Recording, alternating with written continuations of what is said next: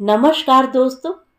साहित्यिक कहानियों की श्रृंखला में आज सुनेंगे लोकप्रिय लेखिका डॉक्टर शरद सिंह की कहानी वह मदालसा का ऋतुध्वज था सुमी। तो आइए सुनते हैं कहानी। एक गिलास पानी पिला जल्दी। सुमी आते ही धम्म से सोफे पर पसर गई। क्या हुआ? तुझे तो बड़े पसीने आ रहे हैं। कहां से आगमन हो रहा है? मैंने हंसकर पूछा। पहले तो पानी तो पिला। इस समय मेरा दिमाग खराब हुआ जा रहा है। सुमी चिढ़कर बोली। खराब होने लायक दिमाग है भी तेरे पास? मैंने उसे पानी से भरा गिलास पकड़ाते हुए ठिठोली की। कह ले, मेरी जगह अगर तुझको वहां जाना पड़ता तो तेरी भी यही दशा होती। सुमी पानी का घूंट भरती हुई बोली। कहाँ जाना पड़ता? कहाँ गई थी तू? मैंने फिर पूछा। अरे मत पूछ। रमा बुआ का फोन आया कि उनके यहाँ आज कथा है। उनकी सूचना सिर्फ सूचना नहीं होती बल्कि आदेश होता है। उनके यहाँ कथा है यानी मुझे कथा सुनने पहुंचना है हर हाल में। उनके आगे कोई बहाना नहीं चलता। तू तो जानती है कि उनको बुरा मानते देर नहीं लगती। रत्ती भर उनके हिसाब से काम नहीं हुआ तो सारा घर सिर पर उठा लेती हैं। सो गई थी उनके यहाँ कथा सुनने। वहीं से चली आ रही हूँ। सुमी बताती हुई घूंट घूंट पानी पीती जा रही थी। तो तूने आज कथा सुनी या फिर चुपकियां लेती रही? मैंने हंसकर पूछा। हाँ भाई सुनी, मगर मुझे ये समझ में नहीं आता कि ऐसी कथाओं में औरतों को ही क्यों डराया जाता है कि वो जरा सा भी गड़बड़ कर देंगी तो उसके पति पर संकटों का पहाड़ टूट पड़ेगा। ये कथाएं कभी किसी पुरुष को क्यों नहीं डराती हैं कि यदि उससे रत्ती भर चूक हो जाएगी तो उसकी पत्नी के प्राणों पर संकट आ जाएगा। मुझे तो बहुत गुस्सा आता है ये सब सुनकर। सुमी भुनभुनाते हुए बोली। अरे तू भी किन बातों को सीरियसली ले रही है? छोड़ भी। मैंने सुमी से कहा। मैं उसकी आदत से परिचित हूं। वह जब भी किसी ऐसे आयोजन में जाती है तो वहां से लौटकर तर्क को तर्क करने लगती है। नहीं यार, तू ही बता कि ये क्या बात हुई। वो एक किस्सा है, तूने भी सुना होगा, जिसमें सावित्री अपने पति सत्यवान के मरने के बाद उसे यमराज से फिर जिंदा करा लाती है। क्या है कोई ऐसी कथा जिसमें एक पति ने अपनी पत्नी को यमराज से छुड़ाया हो? सुमी उदाहरण देती हुई बोली। ऐसे विषयों पर उसके तर्क बड़े कठोर होते हैं। हाँ बिल्कुल। सती के आत्मदाह करने पर शिव ने कैसा विलाप किया था, क्या तूने पढ़ा नहीं है? मैंने सुमी से कहा। शिव देवता थे, मैं देवताओं की नहीं इंसानों की बात कर रही हूं। सुमी बोली। दरअसल सुमी, हमारे ग्रंथों में ऐसी कई कथाएं हैं जिनमें पति के द्वारा पत्नी के लिए हर सीमा से गुजर जाने का विवरण है। लेकिन हमारा समाज धीरे धीरे इस तरह पुरुष प्रधान मानसिकता में जकड़ता गया कि वे कथाएं पार्श्व में चली गईं और स्त्री के त्याग को महिमा मंडित करके उस सीमा तक पहुंचा दिया गया जहां से उनके मन में डर बिठाया जा सके।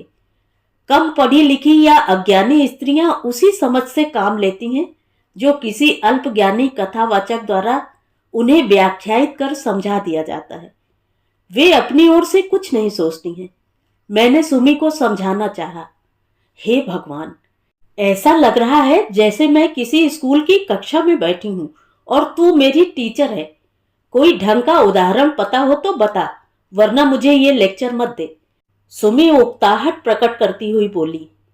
तूने कभी मदालसा और ऋतुध्वज की कथा सुनी है? मैंने सुमी से पूछा। नहीं, ये लोग कौन थे? मैं तो पहली बार इनका नाम सुन रही हूं। सुमी ने कहा। चल, मैं तुझे मदालसा और ऋतुध्वज का किस्सा सुनाती हूं, वह भी मदालसा की ओर से ही। ऐसे में तुझे अधिक रोचक लगेगी और ज्यादा समझ में भी आएगी। कहते हुए मैंने किस्सा सुनाना शुरू किया जो मदालसा की ओर से ही था, गोया वही सुना रही हो अपने स्वर में।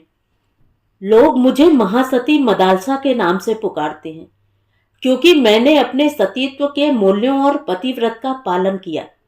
मुझे यह अनुभव करके अच्छा लगता है कि लोग मुझे मान सम्मान देते हैं, किंतु इस बात का दुख भी होता है कि वे मेरे साथ मेरे जीवन साथी राजकुमार ऋतुध्वज का नाम क्यों नहीं लेते हैं। क्या उनका तप मेरे त्याग से कम था? नहीं, मैं ऐसा नहीं मानती। मुझे तो सदैव इस बात का गर्व होता है कि मुझे ऋतुध्वज जैसा पति मिला। अन्यथा इस पुरुष प्रधान समाज में समस्त त्याग और समर्पण की आशा स्त्री से ही की जाती है। यदि संबंधों की पवित्रता का प्रमाण देना हो तो स्त्री दे, यदि संबंधों को बचाए रखना हो तो स्त्री बचाए, यदि संबंधों के प्रति आत्म बलिदान करना हो तो वह भी स्त्री ही करे।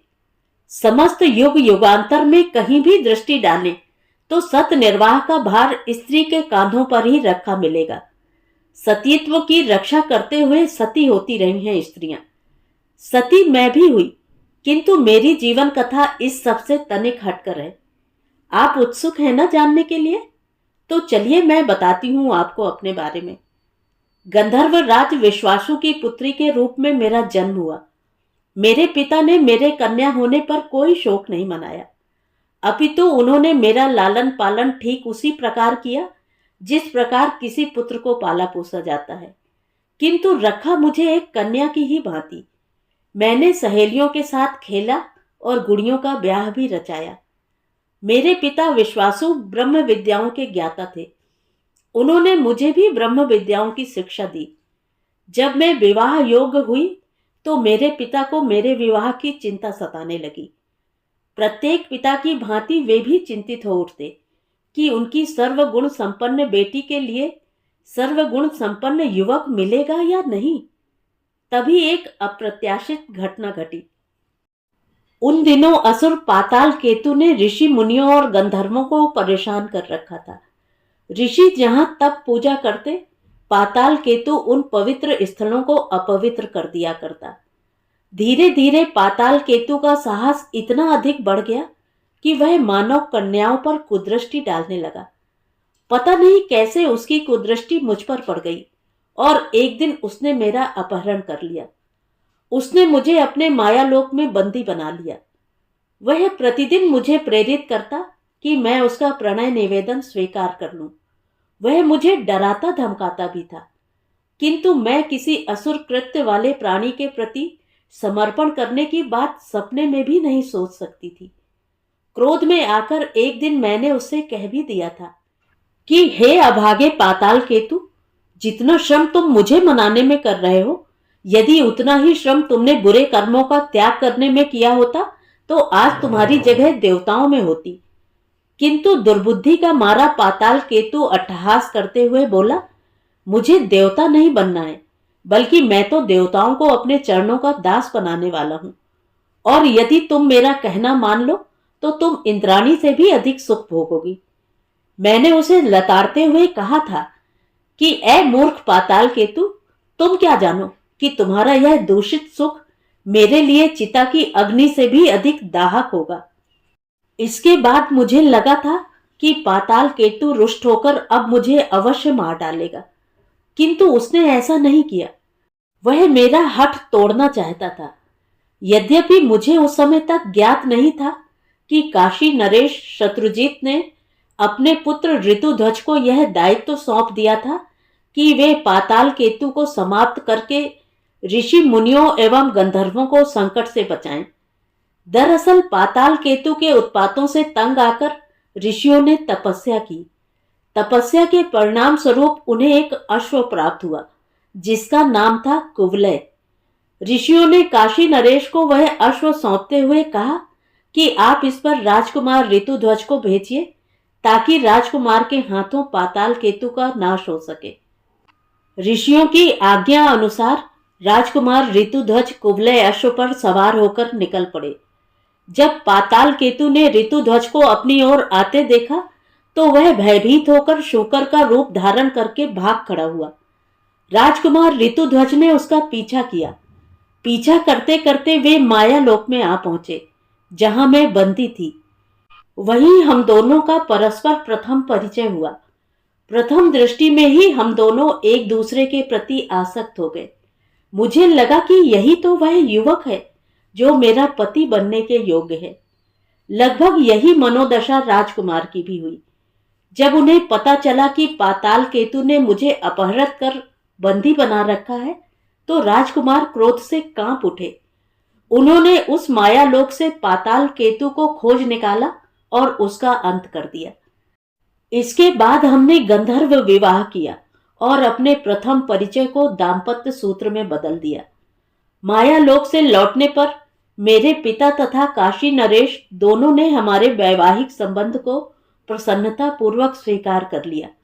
हम दोनों सुखपूर्वक रहने लगे। राज्य में शांति का वातावरण था, किंतु धीरे धीरे असुरों ने एक बार फिर उत्पात मचाना शुरू कर दिया। तब काशी नरेश ने राजकुमार से कहा कि ऋतुध्वज, एक बार फिर तुम कुवलय अश्व पर जाओ और असुरों का दमन करो, ताकि प्रजा सुख शांति से रह सके। राजकुमार ऋतुध्वज ने पिता की आज्ञा मानते हुए असुरों के विरुद्ध अभियान छेड़ दिया। जब वे असुरों से लड़ने गए हुए थे, तभी मुझे यह हृदय विदारक सूचना मिली कि राजकुमार असुरों के हाथों मारे गए। राजकुमार के बिना जीवन की कल्पना मेरे लिए असह्य थी। अतः मैंने राजकुमार को याद करते हुए अग्नि में प्रवेश किया और अपनी जीवन लीला समाप्त कर ली।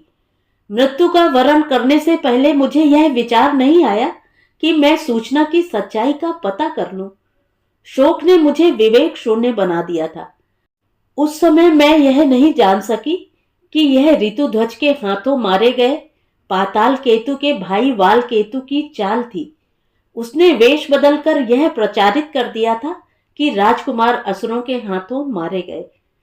राजकुमार जब असुरों पर विजय प्राप्त करके वापस आए तो उन्हें मेरे बारे में पता चला। वे व्याकुल हो उठे। लोगों ने उन्हें समझाया कि जो होना था सो हो गया। मदालसा तो अग्नि में प्रविष्ट होकर महासती हो गई हैं।